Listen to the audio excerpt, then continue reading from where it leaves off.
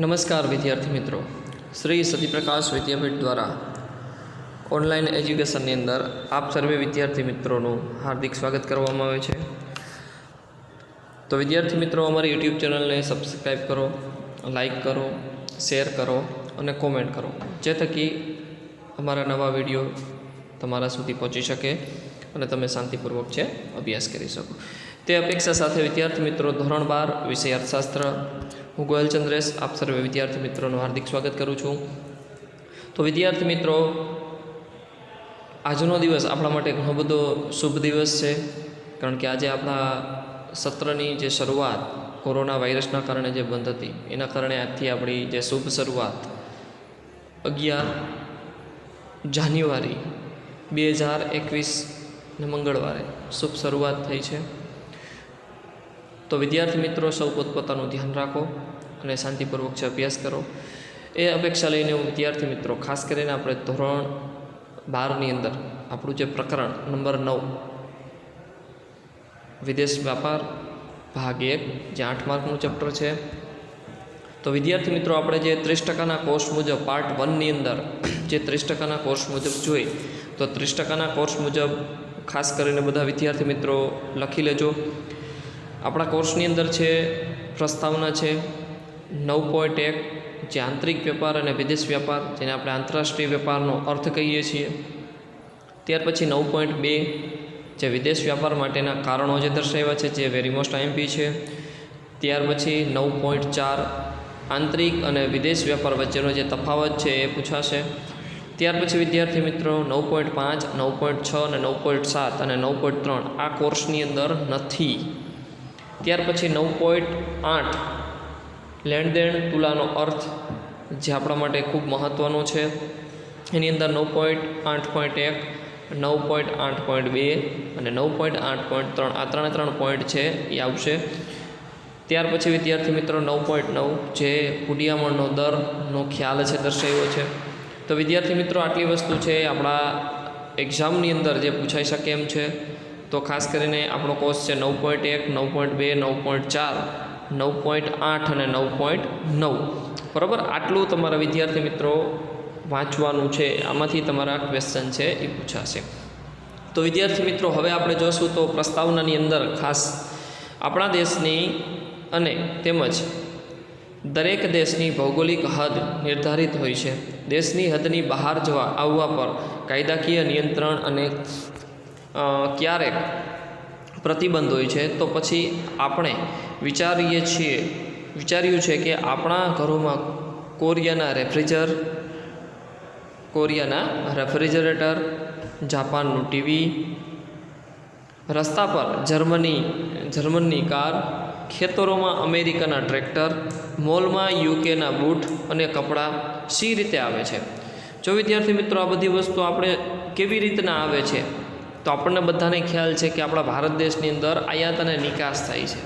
બરાબર, એના કારણે ખાસ કરીને વિદ્યાર્થી મિત્રો, શું આપણે જાણીએ છીએ કે આપણા દેશના વાહનો જે પેટ્રોલ કે ડીઝલથી ચાલે છે, તેમાંનું મોટા ભાગનું તેલ અખાતી દેશોથી આવે છે. જો બહારના દેશોથી ખાસ કરીને આપણે જે કારની અંદર પેટ્રોલ ડીઝલ જે નાખી, જેને આપણે ક્રૂડ ઓઇલ તરીકે ઓળખી છીએ, ખાસ કરીને ક્યાંથી, તો કે અખાતના જે દેશો છે, બરાબર, ત્યાંથી ખાસ કરીને એની આયાત થતી હોય છે અને નિકાસ થતી હોય છે. તો આ પ્રકરણમાં આપણે સમજીશું કે દેશની હદ બહારથી વસ્તુઓ, સેવાઓ, ટેકનોલોજીને વગેરેની આપ-લે થાય તો તે વિદેશ વ્યાપાર કહેવાય છે. અને આ વેપારના કેટલાક અગત્યના પાસાઓ વિશે આપણે પણ સમજીશું. જો ખાસ કરીને વિદેશ વ્યાપારની જે વ્યાખ્યા છે હવે આપણે સમજીશું. તો કે દરેક દેશ, આ પ્રકરણની અંદર ખાસ કરીને આપણે જોશું તો કે દરેક દેશની હદની બહારથી આપણે જે વસ્તુ આવે છે, જેને આપણે વિદેશ વ્યાપાર, તો કે કેવી વસ્તુ, તો કે વસ્તુઓ છે, સેવાઓ છે, ટેકનોલોજીને વગેરેને આપ-લે થાય, બરાબર, એવી બધી વસ્તુઓના કારણે ખાસ કરીને આપણે જે વેપાર કરીએ એના વિદેશ વ્યાપાર તરીકે આપણે ઓળખીએ છીએ. તો હવે વિદ્યાર્થી મિત્રો, આપણે ખાસ એનો મહત્ત્વનો જે 9.1નો જે મુદ્દો છે એ જોશું. તો 9.1 છે વિદ્યાર્થી મિત્રો, પ્રસ્તાવના પૂર્ણ કર્યા બાદ હવે 9.1 જે આંતરિક વેપાર અને વિદેશ વ્યાપાર જે છે. તો વેપાર એટલે એવી વ્યવસાયિક પ્રવૃત્તિ, ધંધાકીય પ્રવૃત્તિ કે જેમાં વસ્તુઓ, સેવાઓ, મૂડી, ટેકનોલોજી, ટેકનિકલ જાણકારી અને માહિતી, બૌદ્ધિક સંપદા વગેરેનો વિનિમય થાય. બીજા શબ્દોમાં વેપારમાં આવી વસ્તુઓ, સેવાઓ કે હેરફેર આવે કે નફા પ્રાપ્તિ માટે કરવામાં આવે તેને આપણે વિદેશ વેપાર તરીકે આપણે ઓળખીએ. નફાના ઉદ્દેશથી જે પણ થાય તેને આપણે શેના તરીકે ઓળખીએ છીએ? વેપાર તરીકે આપણે ઓળખીએ છીએ. કોઈ એક દેશની હદની અંદર થતી વેપાર પ્રવૃત્તિ આંતરિક વેપાર તથા દેશની હદની બહાર થતી વેપાર પ્રવૃત્તિને વિદેશ વેપાર કે આંતરરાષ્ટ્રીય વેપાર તરીકે ઓળખીએ છીએ. જો વિદ્યાર્થી મિત્રો, ખાસ કરીને આપણે આંતરરાષ્ટ્રીય વેપાર કોને કહેવાય અથવા વિદેશ વેપાર કોને કહેવાય? તો કે કોઈ એક દેશની હદની અંદર થતી, કોઈ એક દેશની હદની અંદર થતી વેપાર પ્રવૃત્તિ આંતરિક વેપાર તથા હદની બહાર થતી વેપાર પ્રવૃત્તિ તેને આપણે વિદેશ વેપાર તરીકે આપણે ઓળખીએ છીએ. સપોઝ કે આપણા ભારત દેશની અંદર જે વસ્તુ બને છે અને આપણે અમેરિકા મોકલી છીએ, તો આપણા દેશની હદની બહારની સીમા થઈ, જેને આપણે આંતરરાષ્ટ્રીય વેપાર તરીકે આપણે ઓળખીએ છીએ. ત્યાર પછી વિદ્યાર્થી મિત્રો 9.2 જે વિદેશ વ્યાપારના જે કારણો છે, જે આપણા માટે વેરી મોસ્ટ આઈએમપી છે વિદ્યાર્થી મિત્રો. તો વિદેશ વેપારના કારણો કેટલા છે? તો કે વિદેશ વેપારના કારણો આપણે વિદ્યાર્થી મિત્રો જોશું તો વિદેશ વેપારના કારણો 4 છે. 4ની અંદર પ્રથમ કારણ છે દેશોમાં ઉપલબ્ધ ઉત્પાદનના સાધનોમાં તફાવત. તો જોઈએ આપણે અલગ અલગ દેશોમાં ઉત્પાદનના સાધનો કેવા હોય છે? તો કે અલગ અલગ હોય છે, મીન્સ કે જુદા જુદા હોય છે, જુદા જુદા પ્રમાણમાં ઉપલબ્ધ હોય છે. જો એક સરખા હોતા નથી, અલગ અલગ હોય છે. વળી બધી જ જાતના ઉત્પાદન માટે જરૂરી બધા પ્રકારના સંસાધનો પણ દરેક દેશ પાસે હોતા નથી. જો એક સરખા જે સંસાધનો છે હરેક દેશ પાસે હોતા નથી, કારણ કે જે પણ ઉત્પાદન થાય છે અલગ અલગ પ્રકારનું થાય છે. તો પણ સંસાધનો પણ છે દરેક દેશના કેવા આપણને જોવા મળે છે? અલગ અલગ છે, બરાબર. તો દેશ પાસે હોતા નથી, કારણ કે આપણને ખબર જ છે કે બધા દેશને એક સરખા હોતા નથી. બધા દેશના કેવા સંસાધનો દરેક દેશ પાસે હોતા હોય નહીં ક્યારે. પરંતુ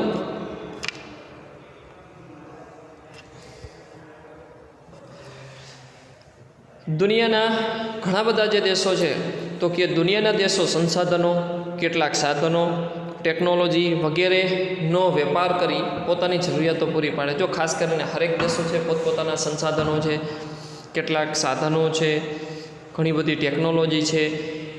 તો આના કારણે, આ બધી વસ્તુઓના કારણે છે હરેક લોકો છે વેપાર કરે છે અને પોતાના જે જરૂરિયાતો છે એ સંતોષવાનું કાર્ય કરે છે. નંબર 2, ઉત્પાદન ખર્ચ. સાધનો અને સંસાધનોની ઉપલબ્ધિ જુદી હોવાના કારણે વસ્તુઓ અને સેવાનો ઉત્પાદન ખર્ચ જુદા જુદા દેશોમાં જુદો હોય છે. જો ખાસ કરીને ઉત્પાદન ખર્ચ છે આપણે જોઈ શકીએ કે સાધનો અને સંસાધનોની જે ઉપલબ્ધિ છે એ ખાસ કરીને કેવી હોય છે? તો કે અલગ હોય છે. તો કે જુદા હોવાના કારણે વસ્તુઓ અને સેવાનો ઉત્પાદન ખર્ચ પણ કેવો આપણને જોવા મળે છે? તો કે અલગ અલગ જોવા મળે છે, મીન્સ કે જુદો જોવા મળે છે. કેટલાક સાધનોની અછત અને ઊંચી કિંમતોના કારણે કેટલીક વસ્તુઓ, સેવાઓ ઉત્પાદન ખર્ચ ઊંચો હોય છે. જો ખાસ કરીને આપણે જોશું તો કે કેટલાક જે સાધનો છે એની અછત છે, સામે અછત હોવાના કારણે એની કિંમત કેવી હોય છે? ઊંચી હોય. તો ઊંચી હોવાના કારણે કેટલીક વસ્તુઓ, સેવાઓ ઉત્પાદન ખર્ચ પણ આપણને કેવો જોવા મળે છે? તો કે ઊંચો જોવા મળે છે. ઘરેલું ખર્ચ ઊંચો હોય ત્યારે તેવી વસ્તુઓ, સેવાઓની અન્ય દેશો કે જ્યાં આવી વસ્તુઓ મીન્સ કે અત્યંત સસ્તી બને છે. જો ખાસ કરીને ઘરેલું જે ખર્ચ છે એની સામે ખર્ચ કેવો હોય? તો કે ઘરેલું ખર્ચ ઊંચો હોય ત્યારે તેવી વસ્તુઓ, સેવાઓની અન્ય દેશો પાસે એનો ખર્ચ કેવો હોય છે? તો કે એની પાસે આપણે ખાસ કરીને એનું અત્યંત છે એ સસ્તું જોવા મળે. એટલે આપણને સસ્તું છે ત્યાં એ પાસાથી આયાત કરવી સરળ બને છે અને સસ્તી બને છે. જો આપણે બીજા દેશ પાસેથી મગાવશું, આપણે અહીંયા મોંઘું હોય તો એ દેશની અંદર સસ્તું હોય, બરાબર. આપણે અહીંયા પેટ્રોલ મોંઘું છે, બરાબર, તો બીજા દેશમાં પાણી સસ્તું છે, બરાબર. આપણે અહીંયા પાણી સસ્તું છે તો ત્યાં પેટ્રોલ મોંઘું છે, બરાબર. બંને જગ્યાએ આપણે કેવું જોવા મળે છે? અલગ અલગ. આપણે બેરિંગ છે તો ત્યાં પેટ્રોલ જે સસ્તું છે, બરાબર, તો અહીંયા પાણી મોંઘું છે, અહીંયા પેટ્રોલ મોંઘું છે, તો અહીંયા પાણી સસ્તું છે, બરાબર. તો હરેક જરૂરિયાતો સંતોષવા માટે આયાત અને નિકાસ છે ફરજિયાત કરવી પડતી હોય છે. નંબર 3, ટેકનોલોજીકલ પ્રગતિ. બધા દેશોમાં સરખા પ્રમાણમાં ટેકનોલોજીકલ પ્રગતિ થઈ હોતી નથી. જો ખાસ કરીને હરેક દેશની અંદર છે એ પૂરતા પ્રમાણની અંદર ટેકનોલોજીકલ પ્રગતિ છે આપણને જોવા મળી નથી. અમુક દેશો અમુક પ્રકારની ટેકનોલોજીમાં માહેર હોય છે. જો આપણે જોઈ શકીએ કે અમુક જે દેશો છે એ દેશની અંદર છે અન્ય પ્રકારની જે ટેકનોલોજીની અંદર ઘણા બધા માહિર હોય છે, પણ એની સાથે સાથે તો કેટલાક દેશો બીજા પ્રકારની ટેકનોલોજીમાં આવડત ધરાવે છે. જો અહીંયા માહિર છે તો બીજા દેશોની અંદર ઘણે બધે છે એ આગળ પણ છે ટેકનોલોજીની અંદર, અને સાથે સાથે ટેકનોલોજી બીજા પ્રકારની આવડત પણ છે એ ધરાવે છે. આથી દરેક દેશ દરેક વસ્તુના ઉત્પાદનમાં એકસરખી કાર્યક્ષમતા ધરાવતો નથી, અને આથી દેશો વચ્ચે વસ્તુઓ અને સેવાઓનો વેપાર થાય છે. જો ખાસ કરીને એક દેશથી બીજા દેશ વચ્ચે શું થાય છે તો કે વેપારની પ્રવૃત્તિ આપણને જોઈ શકીએ. શું કામ તો કે બંને દેશને છે એ ટેકનોલોજી મળે, વસ્તુઓ મળે, સાધનો મળે, સેવા મળે, અને ખાસ કરીને વેપાર થાય. તો એના કારણે ટેકનોલોજીની પ્રગતિ પણ છે એ થઈ શકે છે. ત્યાર પછી નંબર 4 જે આપણો છેલ્લો પોઈન્ટ છે, શ્રમ વિભાજન અને વિશિષ્ટીકરણ. હવે શ્રમ વિભાજન અને વિશિષ્ટીકરણની અંદર જોઈ દરેક દેશમાં શ્રમની ઉત્પાદકતા અને કૌશલ્ય કેવું હોય છે તો કે અલગ અલગ હોય છે. સામે આપણે જોઈ શકીએ કે હરેક શ્રમ અને કાર્ય છે એ કેવું હોય છે બધા દેશ પાસે તો કે અલગ અલગ હોય છે. ઉત્પાદન અલગ અલગ હોય છે, પોતાના કામ કરવાના જે કૌશલ્યો છે એ અલગ અલગ પ્રકારના હોય છે. વળી નિયોજન શક્તિની કાર્યક્ષમતા પણ કેવી હોય છે આપણને અલગ અલગ જોવા મળે, એકસરખી જોવા મળતી હોતી નથી. તેથી દેશો વચ્ચે શ્રમ વિભાજન અને વિશિષ્ટીકરણ છે ખાસ કરીને જોવા મળે, કારણ કે હરેક દેશની કાર્યક્ષમતા છે આપણને કેવી જોવા મળે છે, અલગ અલગ જોવા મળે છે. નિયોજન શક્તિ અલગ અલગ જોવા મળે છે, ઉત્પાદન શક્તિ અલગ અલગ જોવા મળે છે. એના કારણે ખાસ કરીને શ્રમ વિભાજન અને વિશિષ્ટીકરણ છે ખૂબ જોવા મળે છે. એટલે કે અમુક શ્રમ અમુક પ્રકારની વસ્તુઓ સેવાઓના ઉત્પાદનમાં વધુ આવડત ધરાવતો હોવાથી, એટલે કે અમુક શ્રમ અમુક પ્રકારની વસ્તુઓ સેવાઓના ઉત્પાદનમાં વધુ આવડત ધરાવતો હોવાથી તે દેશ તેવી વસ્તુઓનું વધુ ઉત્પાદન કરે છે. જો સૌથી વધારે જે દેશ સૌથી વધારે જે વસ્તુની અંદર માહિર છે એ વસ્તુનું ઉત્પાદન છે સૌથી વધારે કરશે, અને તેમાં વિશિષ્ટીકરણ હશે. જો ખાસ કરીને એ પોતે જે વસ્તુ બનાવે છે એની અંદર ખાસ હશે કંઈ, બરાબર, એની અંદર ખાસ કરીને વિશિષ્ટીકરણ છે ખાસ આપણને જોવા મળે છે. આવી વસ્તુઓ સેવાઓનો અન્ય દેશોમાં નિકાસ કરે છે, અને જે વસ્તુઓ સેવાઓને વધુ કાર્યક્ષમ રીતે ઉત્પન્ન ના કરી શકે તે વસ્તુઓ સેવાઓની આયાત કરે છે. જો ખાસ કરીને સૌથી વધારે જે વસ્તુઓની પ્રોડક્ટ જે બનાવે એ વસ્તુઓને નિકાસ કરી નાખે, અને જે વસ્તુની આપણે જરૂરિયાત છે એ વસ્તુની શું કરી છે આપણે આયાત કરી છે. વળી જ્યારે કોઈ દેશ પોતાની વિશિષ્ટતાની બહારની વસ્તુઓ સેવાઓ ઉત્પન્ન કરવાનો પ્રયત્ન કરે છે ત્યારે તેમ કરવા માટે તે કૌશલ્ય ધરાવતા નિષ્ણાંતો તેમના જ્ઞાન વગેરેની આયાત પણ કરે છે. જો ખાસ કરીને આપણે જોઈએ તો જ્યારે કોઈ પણ દેશ છે એ પોતાની વિશિષ્ટતા ધરાવે છે, બરાબર, એ વિશિષ્ટતાની બહારની જે વસ્તુઓ અને સેવાઓ જે ઉત્પન્ન કરવાનો પ્રયત્ન પણ ઘણો બધો કરતા હોય છે, સાથે સાથે કૌશલ્ય પણ ધરાવતા હોય છે. કૌશલ્ય ધરાવતા સાથે સાથે પોતે નિષ્ણાંત પણ હોય છે, જ્ઞાન પણ ધરાવતા હોય છે. તો હરેક વસ્તુને વગેરેની આયાત પણ છે એ થતી હોય છે. તો વિદ્યાર્થી મિત્રો, આજે આપણે બે પ્રસ્તાવના જોઈ, 9.1 અને 9.2. હવે વિદ્યાર્થી મિત્રો આવતા લેક્ચરની અંદર આપણે છે એ 9.4 ભણશું, બરાબર છે. 9.4 છે આંતરિક અને વિદેશ વ્યાપાર વચ્ચેનો જે તફાવત છે, બરાબર વિદ્યાર્થી મિત્રો, એ આવતા લેક્ચરની અંદર ભણશું. તો વિદ્યાર્થી મિત્રો ખાસ એક નોંધ, બધા પ્રશ્નો છે તમારી ફેરબુકની અંદર લખી લેજો અને શાંતિથી વાંચવા માંડજો. પરીક્ષાનો સમય છે એ નજીક આવી રહ્યો છે એટલે શાંતિપૂર્વક છે વાંચવા માંડજો. તો વિદ્યાર્થી મિત્રો, આભાર, જય હિન્દ, જય ભારત, જય શ્રી કૃષ્ણ.